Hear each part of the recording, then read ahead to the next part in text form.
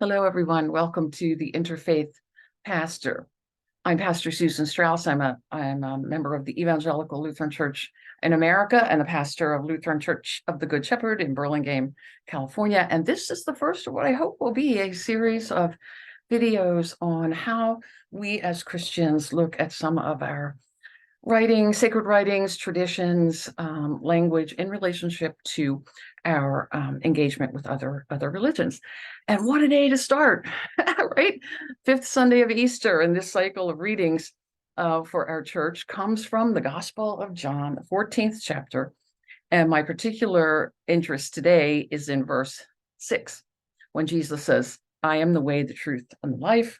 No one comes to the Father except through me." Now, I would be willing to wager that every single interfaith workshop or retreat that I've been a part of or have led, that somebody raises their hand, and you can just bet. And I'm not a betting person, but I think I might be willing to bet that somebody is going to say, what do we do about where Jesus says, "I'm the way, the truth, and life. No one comes to the Father except through me"? This verse has become a stumbling block in our engagement with other religions, more among Christians actually than when with others who respect our sacred writings, but we don't know how. We don't know what to do with it. The first time that I was confronted with the dissonance between what I had been taught and what I believed as a Christian and what I wanted to believe about other religions, it happened when I went to a funeral. It was a Christian funeral, Episcopal church, and I sat with a woman from my interfaith women's group. And as the priest read that familiar passage from John, "I'm the way, the truth, and the life," I was hearing it through my friend's ears, my friend who was Jewish. Now, I had preached on that text many, many, many times, but hearing it this time, well, it was a powerful epiphany, and it felt rude, exclusionary, offensive. And it was experiences like that one that started me on this whole road of what do we do with Jesus? What do we do with thinking about Jesus? How do we think about Jesus in light of our interfaith engagements? And how do I had to go through this process for myself. How do I preach and teach and talk about Jesus, but not in an exclusionary way? What I found very helpful to me was a little book called The Way of All the Earth by John Donne, not the poet, different person. But he talks about passing over and coming back, that we pass over to another religion and we learn about that religion and we listen to their stories and we learn about them faithfully. And then we come back to our own tradition and we might come with some questions or insights, or new understandings about things. And so we have to talk about it. We have to discuss it, bring it out into the open and really wrestle with it when we come back. And you don't have to go specifically to interfaith events. I mean, I don't think there's anybody today who doesn't have some kind of connection to another tradition, whether it's in the workplace or at school or somebody in our own families, right? We have these experiences in our relationships, but then we walk into church on Sunday, then what do we do? When we hear things that can be taken very exclusionary, and then we have to deal with that dissonance or those questions in our minds. When I was a pastor some years ago at a different church, we had an adult discussion group that wanted to study world religions, and they had decided to begin with Hinduism, which was great. And we were studying and discussing. And at one point, I asked if they would be interested in inviting a Hindu person to come and talk with them and tell her story and perhaps answer questions if she would be open to that. And they thought that was great. So that's what we did. And after the session, after everyone had left except one person, she came to my office and said, "Pastor, I really need to talk with you." I said, "Okay." And she said, I really have enjoyed this group, and I loved meeting our Hindu friend and hearing her story. But she said, "I'm really worried that if I accept her religion as valid, then I'm betraying Jesus." And I realized then that these are serious questions that we need to talk about and deal with.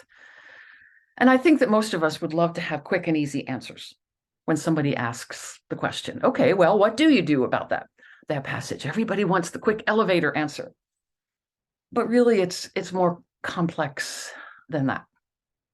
And I think we each need to, both as pastors and members of congregations, anybody, we need to go through this process ourselves of these stories and thinking about what it really means to us.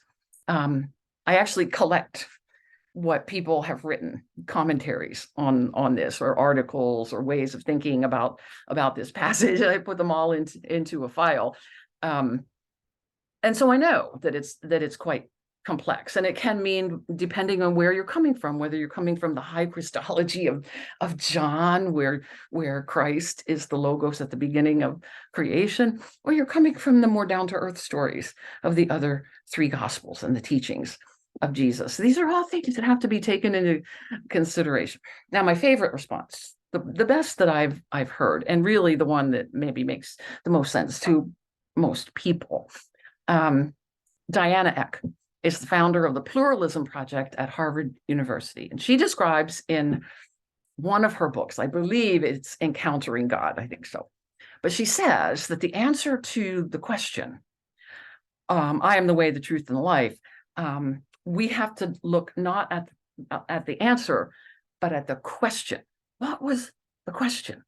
Now, the question was not, well, Jesus, what do we do about all these other religions? What are we supposed to do about that? No, it wasn't about that at all. It was about, Jesus, you tell us you're going away, but how do we know where you're going? What are you doing? What are you talking about? What are we supposed to do? What's going on, Jesus? Those were the questions. And Jesus is responding to their anxiety and their angst over what was going to become of them and what was going to be the way for them into this new life that Jesus was offering to them. So there's the real question for them. It's really the question for us too, right? Who is this Jesus to us, and what is the way that he's offering? So when we put it in terms of what we do with other religions, then Jesus was never, or John, or whoever was writing this gospel, they weren't answering an interfaith question. They were addressing a Christian question. So if we can try to get out of that space of getting into the right question, that would be a good start for us. But we also want to be careful that we don't dismiss anyone's concerns or ways of thinking about other religions. Because I've heard this happen too, that somebody will just say to someone who's asking the question, well, yeah, well, this passage is for us. It's for Christians. It's not for other religions. It's just for Christians. And I found that to be, for most people, an unsatisfactory answer. I wrote a blog post about this back in 2019 when my denomination held its churchwide assembly. And one of the main events was going to be voting on a proposed policy statement called a Declaration of Interreligious Commitment. And I'm proud to say that it passed 890 to 23. And that might have been due to the fabulous array up on the stage of ecumenical and interfaith guests. But there was one moment of concern. An amendment had been submitted calling a section of the policy statement inconsistent with Scripture. And it proposed striking some of the language of the statement that was under the heading, Limits on Our Knowing. The author of the motion based his challenge on our old friend, John 14:16. I'm the way, the truth, and the life. And in the amendment, he wrote, we have a clear statement from Jesus. We do, therefore, have a basis to know God's view on religions that don't require faith in Jesus Christ as God's Son.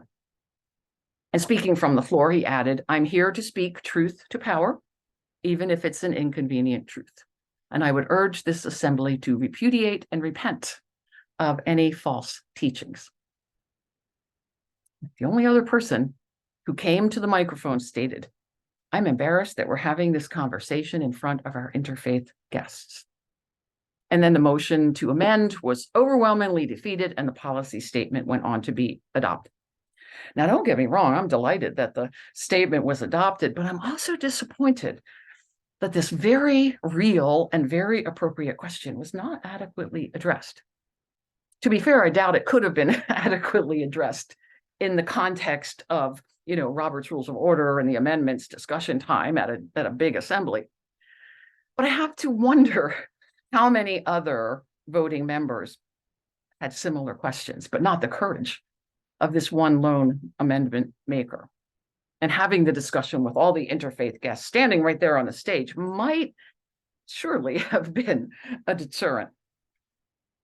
Our presiding bishop said, in reference to our ecumenical relations, our inter-Christian relations, that ecumenism is not an add-on, but a central part of what it means when we say we are church.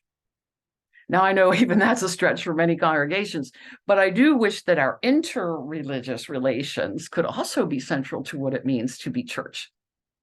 As Ramon Panikkar, that great proponent of interfaith dialogue, said, if interreligious dialogue is to be real dialogue, then intra-religious dialogue must accompany it. In other words, we as Christians must talk about our issues among ourselves in light of what we know about other religions.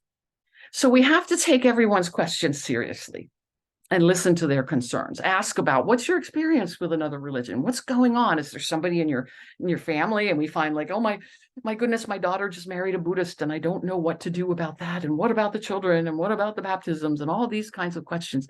So when we listen and we find out what's going on, then we have a gateway into some serious, good conversation with the person, even though there still are no quick and easy answers, but we have to give people some time to really work through these things and wait patiently until they are ready to hear something perhaps a little different from what they've always been taught. And it can be a very sensitive area for a lot of people, pulling out, a staple of their faith, that this is what they've believed all of their lives. I mean, it can cause some people to go into a big spiritual crisis. And we have to be ready and understanding of that, as I had to do for my friend in Buffalo who came to me worrying that she was betraying Jesus. And we have to be ready for questions like that, ready for the questions and to listen and do a lot of listening. Now, I also come to this as one who has really appreciated the work of the Jesus Seminar and in other works, other scholarship, of helping to distinguish between the historical Jesus and the Christ of faith. And with that high Christology of John's gospel that I used to struggle so with. I used to have such a hard time with the gospel of John. And yet now I love the sayings, I love the signs, because I don't take them literally anymore. And so in thinking about the way, the truth, and the life, what is the way in a much more cosmic or universal sense? And thinking in that way, then that makes much more sense to me, because the cosmic Christ is much bigger than the historical Jesus. And if I think of Christ in that way, the Logos, then I can also perhaps think in terms of Buddha nature or the Tao or the universe or whatever you want to call that. So I call that way Jesus. Not everyone would do that, but I call that way Jesus because for me, Jesus has shown me the way. And I try to make that distinction in my preaching and teaching and even in liturgy, helping with language to help people understand that Christ is so much bigger than the human Jesus. And I think that's a good way of getting into this text. It might sound difficult, but I think that this is what John is doing here. He was writing a theology book, not a history book. And if you take it literally, then you miss his theology. These metaphors that he uses, we can't take them literally, right? We know that Jesus isn't a gate. We know that Jesus isn't a vine, although that's one of my favorite passages in the New Testament, when Jesus says, I'm the vine, you are the branches, because to me, it's the interconnectedness of everything that's connected to the source. And of course, we can't take that literally, but you take the meaning from it. And it's the same with I am the way and the truth and the life. And we've got to put it into that context of John's theology and his high Christology to really help people understand that's what's going on here. Now, of course, in progressive Christian churches, we might have an easier time of helping people understand that we're not taking these things literally. But I've also found most congregations, you have the whole gamut of people, a whole continuum of understanding these things. So even though we might be progressive in many areas, people still do have these questions. We shouldn't assume that they don't. And we need to understand how to read and teach them in not a literal way. So anyway, instead of avoiding the question or even explaining it away, I always go back to my friend John Donne. So I'd like to follow his advice here when he says, what seems to be occurring is a phenomenon we might call passing over, that we pass over from one religion to another. It's a shifting of standpoint, of going over to the standpoint of another religion. And it's followed by an equal and opposite process we might call coming back with new insight into our own religion. And then this is the beautiful quote that I just love that I'll end with. He says, passing over and coming back, it seems, is the spiritual adventure of our time. Thanks for listening. I hope we can continue the adventure on another day. Bye for now.